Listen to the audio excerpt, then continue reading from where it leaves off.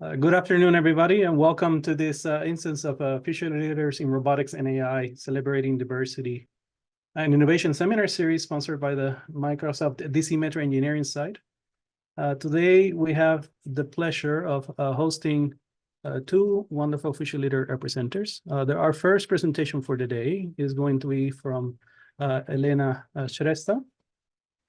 She's a postdoctoral research fellow at the University of Michigan, mentored by Professor Ram Vasudevan and Professor Katie Skinner.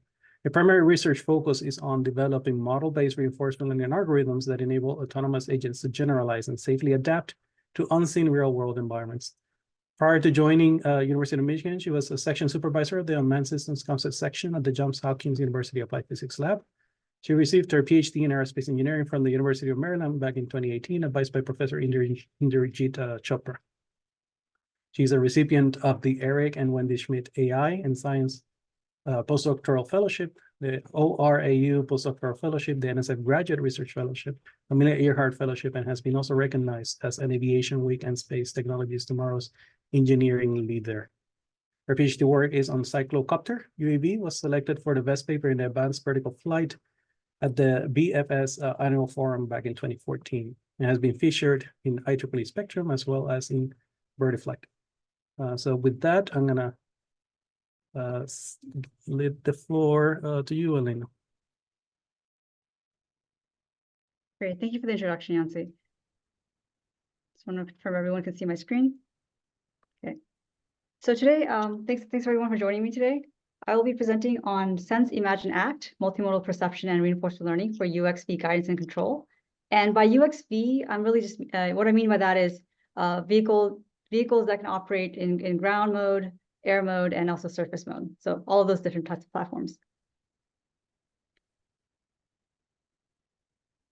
There we go. Okay, so within the past decade, we've seen significant progress in robotics and also for embodied AI, which refers to physical platforms that may use learning-based autonomy algorithms to operate. And really the long-term vision for robotics in general is that robots could perform the dull, dirty, and dangerous tasks without any human supervision. And these can include things like working in the factory, infrastructure, inspection with a drone, search and rescue type missions, both in underwater as well. And a lot of taking care of the household tasks that we all really dislike doing. But there are a lot of challenges in getting embodied AI to work, especially in the real world. And I'm going to go over some of them here, and I'll also touch on this later as well. So the main challenge is that we're operating in partially observable environments with a lot of model uncertainty. And with that, and there are also things like unknown unknowns, where we don't actually know what information we're missing. Right, that is something that that we don't have knowledge of. And the other issue is over time it could be the sensors could be degraded, especially if you're looking at different sort of weather conditions like fog. And then the stochastic nature of the environment, even if you take the same action, it might lead to a different state. And anytime we're interacting with humans, right, it's unpredictable what's going to happen there. And then finally, especially for folks working at the smaller scales, right, there's onboard hardware limitations that we definitely have to work through. So despite that, there's been a lot of recent advancements in embodied AI. So traditionally, the optimal control methods require accurate models, which is really hard to find for complex real-world environments, right? Especially when there are a lot of contacts involved. So recent advancements have been primarily due to reinforcement learning, shown here. And for these sort of, I guess, the research that I'm highlighting here, they're using model-free reinforcement learning, and they're very specialized for a particular domain. And oftentimes, researchers typically focus on using a single perception in terms of exteroceptive sensors, which monitor the external environment, and also like a single proprioceptive sensor, which really models or measures the state of the vehicle itself. So these are the limitations of existing model-free RL algorithms. So the issue here is what happens when we, start working with vehicles that can operate across multiple domains. And one such vehicle is something that I worked with at the University of Maryland. It's called the cyclocopter, and this is about 2 pounds vehicle. This is a small scale platform. And in this particular video, you can see that it's able to transition from ground mode to UAV mode, right? And so how can we build generalized agents that can that can enable us to seamlessly operate between multiple domains?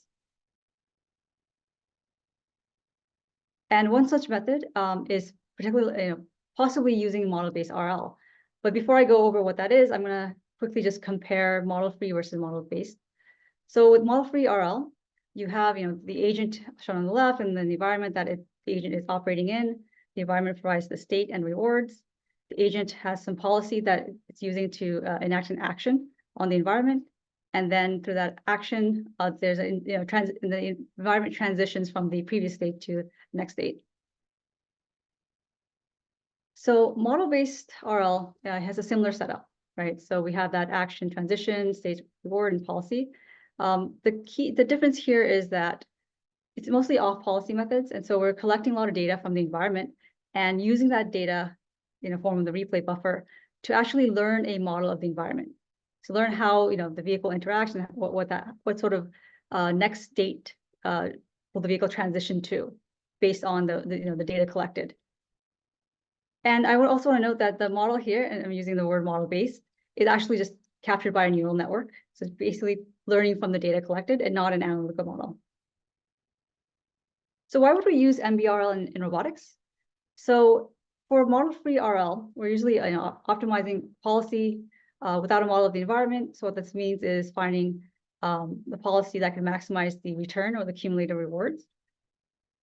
And the issue with this is that it's very difficult to discern, what state or action can be credited for reaching the goal or in general increasing the return. The other issue is without a model of the environment, we're simply just using the observations coming in. It's an input-output system with observation directly mapped to an action. And so there's a question of how do we enable safe and efficient exploration using model-free techniques. With model-based RL, we are learning a representative world model by interacting with the environment. So again, here's a learn dynamics that I mentioned earlier. And what we can do when we have a model of the environment is that we can actually plan using that model. So we don't necessarily have to interact with the environment in order to optimize our behavior policy. And instead of the framework of using sense plan act or sense learn act, what I'm really touching on in this presentation is sense imagine act. And that imagine is because we're trying to use this integrated learning and planning scheme to kind of imagine or predict the future trajectories and then use that trajectory to learn. So the outline for the rest of my talk, I'm going to first talk about the existing MBRL algorithms and then the specific problem that I'm going to be focusing on in this talk, which is autonomous racing. And then I'll go over the research contributions and then the results and future vision. So in terms of existing MBRL algorithms, the state-of-the-art for non-visual control task is TD-MPC.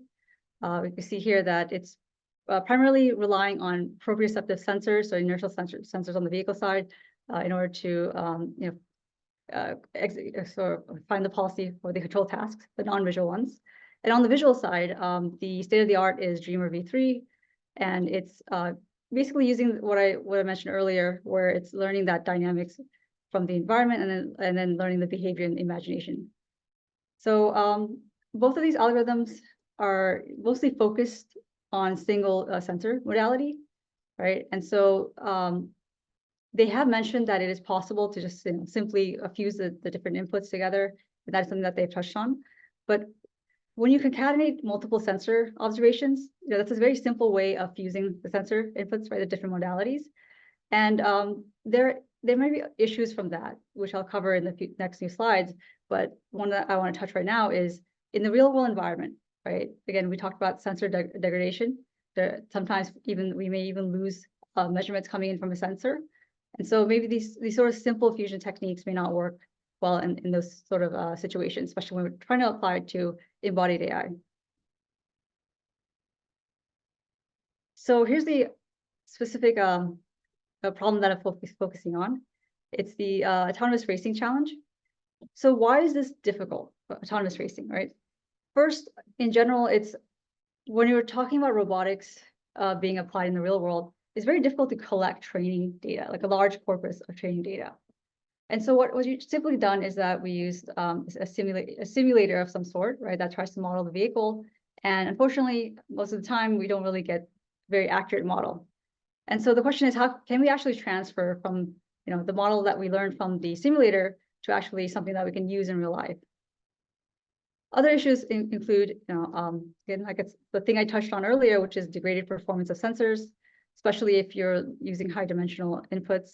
For example, if I show this this camera stream, right? If I'm operating with using a 1/10 scale, like small platform, there's going to be some latency involved with streaming the video and trying to use that for our model.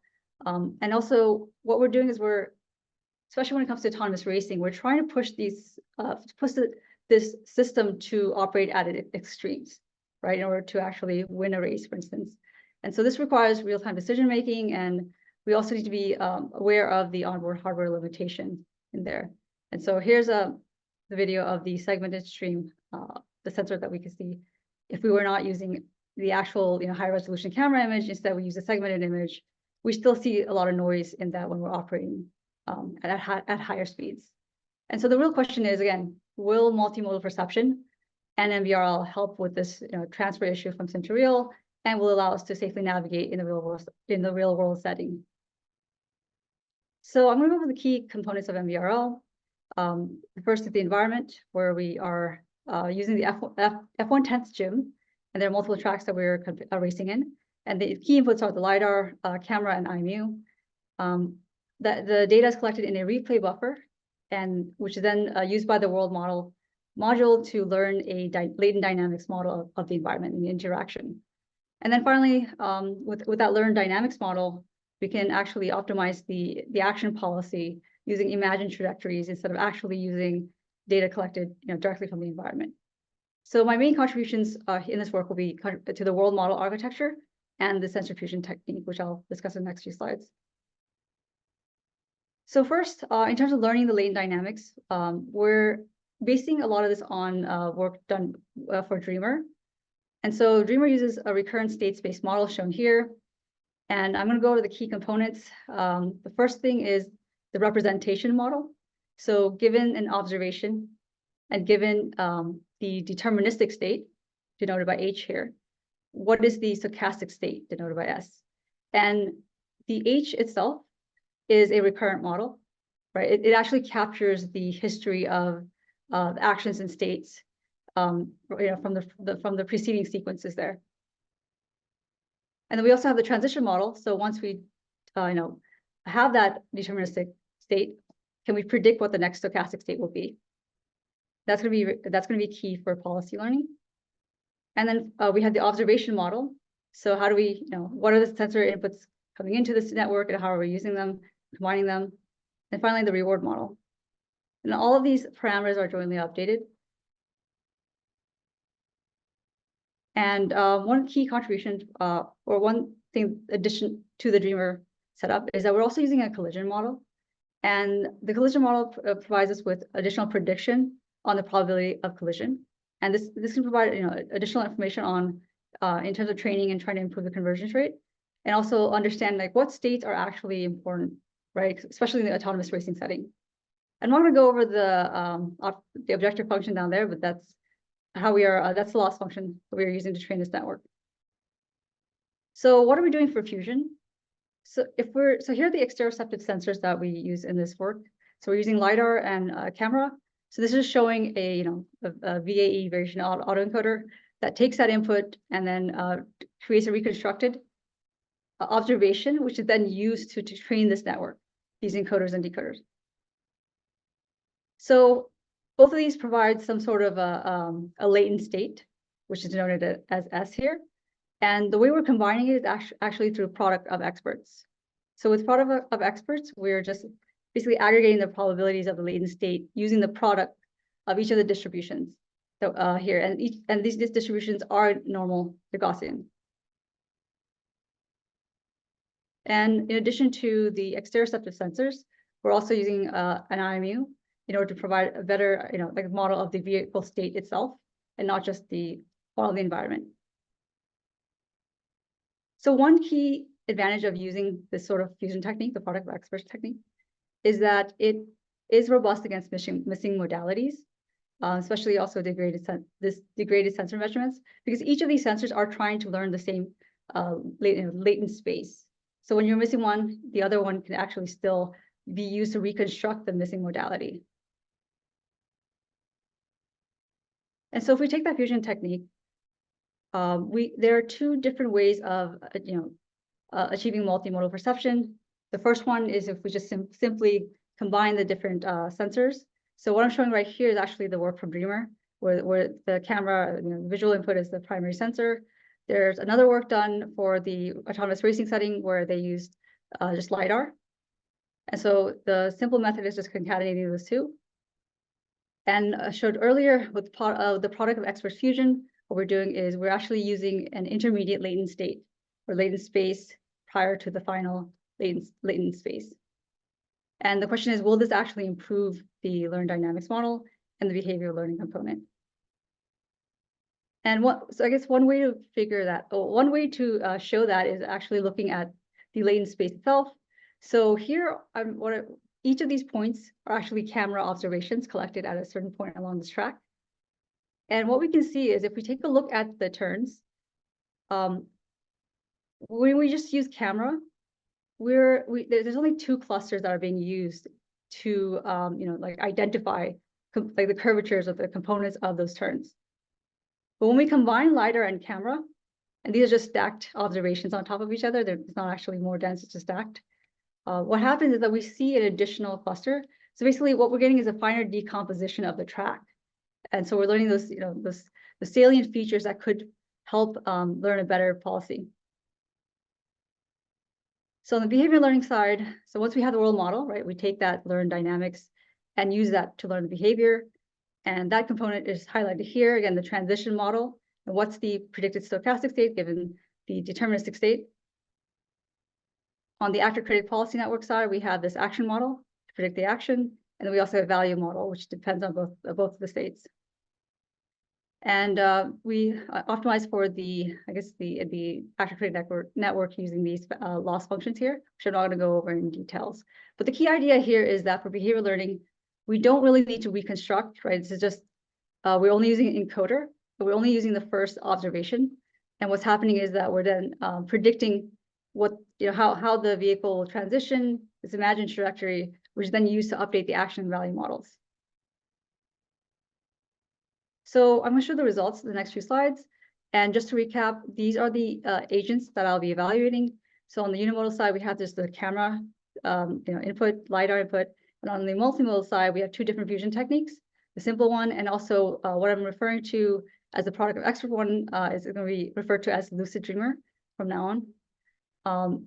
And the key here is, how will these algorithms learn to balance between speed and safety, right? Especially for this autonomous racing setting here, where there's huge trade-offs there. So in the single agent race setting, what we did is we trained the agent on Austria, but during evaluation, we reduced the horizon from 15 time steps ahead to only 5. And then of course, we are randomizing the initial condition of these vehicles. So over 30 trials, this is the average mean progress for each of the modalities. And what we can see here is that lucid dreamer, so that PoE fusion-based technique, achieved the best mean progress. And so camera and the simple method did complete, if you look at the min and max progress, so there were a lot of completions there, but the average is still much lower. And where it struggled is, corners like this. And one reason for that is, again, being able to discern what the curvatures are and the different turns itself, right? Because a lot of these turns, they may look the same on the LiDAR, but we get that extra feature identified via the camera, and especially when we fuse the two together. We also did multi-agent race. So for training, what we did is we just trained with just 5 static obstacles on Columbia.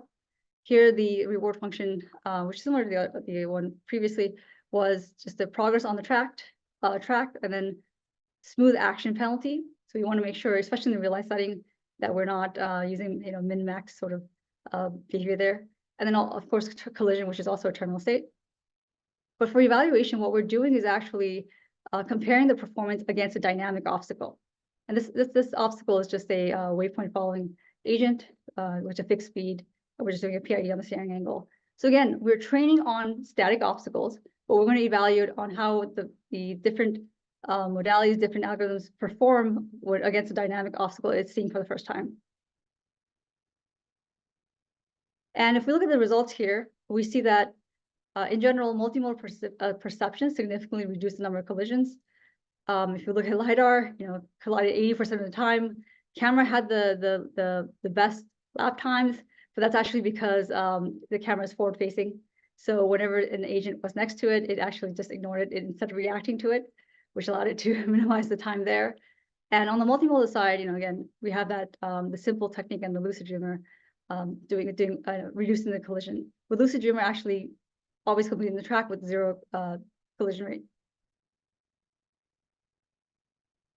So we also started taking this to applying this to the real world.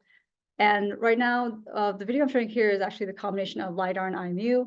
And in order to transfer this to real life, we also did some domain randomization on the sensor noise. And one thing to note here is that we actually trained this on a different track in the simulator. So that's first, right? And we didn't really use any data collected from real life to do any further fine tuning, but the vehicle is still able to complete this track. And the racing line, of course, is very similar to the track that it was trained on, but this combination of sensors really still enable the sim to real transfer. Ongoing work, and just a few more slides left, but the next step is to transfer this algorithm and what we developed here to other domains. So I'm also working on another project on surface vehicles on the right, or on the left here, and then also on a tail sitter platform on the right. And so the idea here is, can we also leverage unique sensing modalities that are present in these different domains? And with the product of expert formulation, we can, even with the missing modality, still get a better output of what the vehicle or the lane dynamics looks like. And the future vision after that, really going back to my previous research on cyclocopter, which is multimodal, right, locomotion. It has 3 different modes, ground, air, and surface. And ideally, we want to develop autonomy algorithms that can be used across multiple domains, especially if we use a shared latent space. We can apply multimodal perception to a lot of these vehicles in order to enable seamless transition between the different modes. That is definitely the future vision. And so just a quick summary, Lucid Dreamer performed, when we did the single race and the multi-agent race, it performed the best. And that's because this product of expert formulation is very robust against missing modalities and also noise. And then the key to behavior learning really is, being able to discretize the features of the environment further. And so basically learning those salient features. And then long term, I want to be able to apply this learning planning framework for other domains and other vehicles. And really the core idea here that I presented is the sense, imagine, act framework that I hope we can transition to in the future, instead of just using this plan or just learn this integrated technique here. And overall, my contributions are mainly on the world model and the sensor fusion technique side. And then before I in my presentation, I would definitely like to acknowledge the sponsors, the mentors, and the collaborators I worked with on these various projects, especially the students who have stayed up till 4 a.m. or 5 a.m. to just finish those ground, air, or surface tests. Really appreciate everyone for doing that. Thank you. That is the end of my presentation. I'm going to go ahead and put it on the summary slide. Thank you so much. I'll clap in behalf of the audience. It's the only video that's available. But thank you for that wonderful presentation. Do we have any questions from the audience? I'll remind you that you can use the Q&A feature at the bottom of the Zoom screen to type in those questions for the speaker. So I'll give a second for the audience to think about a question. And in the interim, I may ask one myself. So when you're using this neural networks to learn the model of the dynamics for the system, I'm curious as to the amount of volume of data that you need in order to learn both the model and then the policy that you are learning through this setup, and how does that compare to the amount of volume of data that we would need on the other setups, and whether or not you're imagine sense act framework can help mitigate some of that?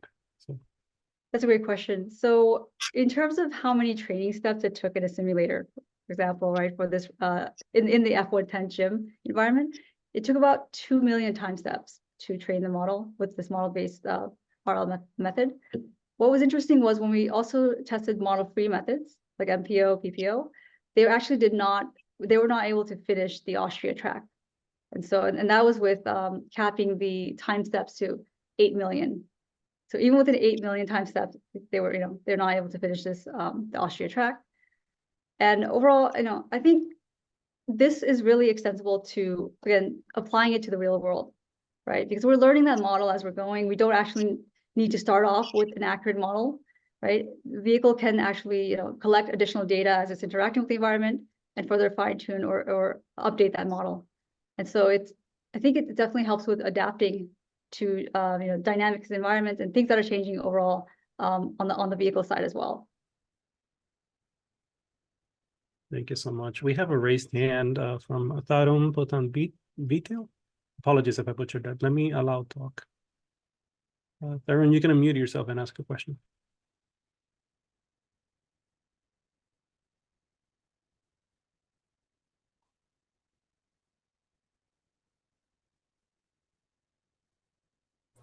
I'm sorry, it was a mistake. No worries. Any other questions from the audience? We have time for one more question. Maybe I'll ask something while we're waiting. Great talk, Elena. Very curious what your thoughts are on modalities that might be harder to simulate. So, sim to real transfer kind of relies on your ability to simulate some of these modalities. And when I think of things like maybe RGB, maybe tactile, when you're thinking of contact forces, it's really hard to get simulated models. And then kind of thinking about transfer. Is this something, I guess, you've thought of in your framework, maybe complementary ways in which this can make sense? That's a great question. Yeah, definitely. What we can do, aside from what I've shown today, is actually initialize some of the world model using actual data collected from the environment via offline RL, right? And even on the sensor side itself, there are many things we can do to, okay, let me just give an example. So for the UAV side, one unique sensor is a flow probe, right? It allows you to measure the flow field around the vehicle. And what we did in one of our research here is to actually be able to map the inputs to the flow probe to the lift distribution across the airfoil, so we know when stall occurs, right? And so these are things we can do offside, and then use that input or use the final output into our model and learn via offline RL. Cool. Yeah, that makes sense. So I think we're at time. So I want to thank again the speaker for a wonderful presentation. If you do come up with additional questions, please, again, use the Q&A feature. We can answer them offline during the next presentation.